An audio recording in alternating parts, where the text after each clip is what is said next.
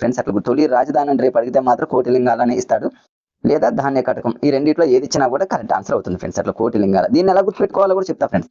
ఇప్పుడు శాతవాహనం అనగానే మ్యాథ్స్ లో చూడండి ఫ్రెండ్స్.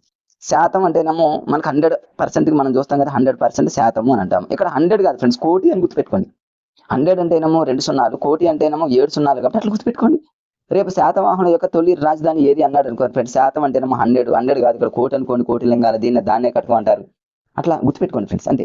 తర్వాత ఈ అశ్మక అనేది నేను ఆల్రెడీ నిన్నటి వీడియోలో క్లియర్ గా చెప్పడం జరిగింది. అశ్మక అంటేనేమో రష్మిక అని గుర్తుపెట్టుకోండి. రష్మిక ఇప్పుడు బోధిస్తుంది కాబట్టి బోధన్. అశ్మక యొక్క రాజధాని ఏంటంటేనేమో బోధన్ అని గుర్తుపెట్టుకోండి. ఇది తెలంగాణ రాష్ట్రంలో ఉన్నటువంటి 16 మహాజనపదాలలో మరి ఒకటి అది ఏంటంటే అశ్మక, రష్మిక మరి బోధన్ అనే విషయం నిన్నటి వీడియోలో చెప్పడం జరిగింది. ఒకసారి దాన్ని చూసేటప్పుడు ప్రయత్నం చేయండి. తర్వాత ఇంకా ఇక్కడ శాతవాహనులకు సంబంధించి చాలా ఇంపార్టెంట్ ఉన్నాయి ఫ్రెండ్స్, ఎక్కడ మిస్ అవ్వద్దు. చాలా మంది కొత్తగా ప్రిపేర్ అవుతున్నటువంటి టెట్ అండ్ డిఎస్సి మిత్రులు, తెలంగాణలో అయితేనేమో టెట్ జరగబోతుంది, ఏపీలో అయితేనేమో డిఎస్సి జరగబోతుంది. చాలా మంది ఇప్పుడే స్టార్ట్ చేస్తున్నటువంటి మిత్రులు ఎవరైతే ఉన్నారో ఇది కన్ఫ్యూజ్ అవుతారు.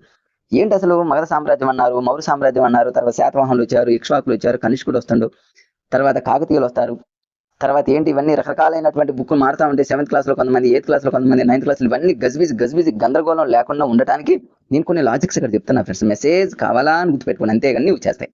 అంటే ఒక సీక్వెన్స్ లో రావడం కోసం. వాడు ఎగ్జామ్ లో కూడా సీక్వెన్స్ లో అడుగుతున్నాడు, ఎవరి తర్వాత ఎవరు వచ్చారు, వీళ్ళు ఎవరి తర్వాత వచ్చారు, వీళ్ళకంటే ముందు ఎవరు, వీళ్ళ తర్వాత ఎవరు అడుగుతున్నారు. సామంతరాజులు అనేటటువంటి పేరు పెట్టి ఎగ్జామ్ లో మరి బిట్టిని ఫ్రేమ్ చేస్తున్నారు. కాబట్టి చూడండి, శాతవాహనంలో గౌతమిపుత్ర శాతకర్ణి ఒక ఆయన ఉన్నాడు ఫ్రెండ్స్. ఆయన గొప్పవాడు, చాలా సార్లు అడిగాడు ఫ్రెండ్స్.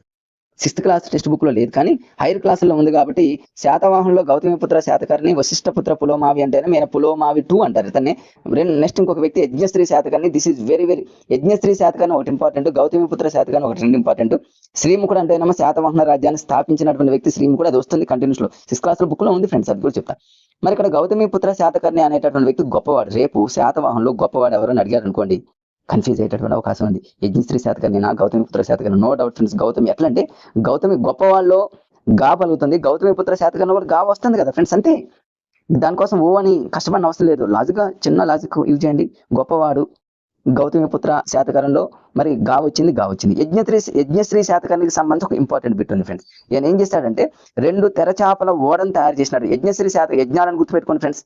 ఎవరైనా యజ్ఞాలు యాగాలు చేస్తూ ఉన్నప్పుడు మరి ఒక పెద్ద తెరచాపను అడ్డం పెడతాం, ఎందుకని గాలి అనేది రాకుండా. అదే 2 తెరచాపల ఓడ అనుకోండి. 2 తెరచాపల ఓడ ఇలా పెట్టి యజ్ఞాలు చేస్తున్నారు అనుకోండి ఫ్రెండ్స్. అలా కాసేపు అనుకుంటే ఒక బిట్ వస్తుంది. 2 తెరచాపల ఓడను తయారు చేసినటువంటి వ్యక్తి ఎవరు అంటేనేమో యజ్ఞశ్రీ శాతకర్ణి గుర్తుపెట్టుకోండి. గొప్పవాళ్ళు గా ఉంది, గౌతమిపుత్ర శాతకర్ణిలో గా ఉంది కాబట్టి గుర్తుపెట్టుకోండి. శ్రీముఖుడు అంటేనేమో శాతవాహనంలో శాస అని గుర్తుపెట్టుకోండి.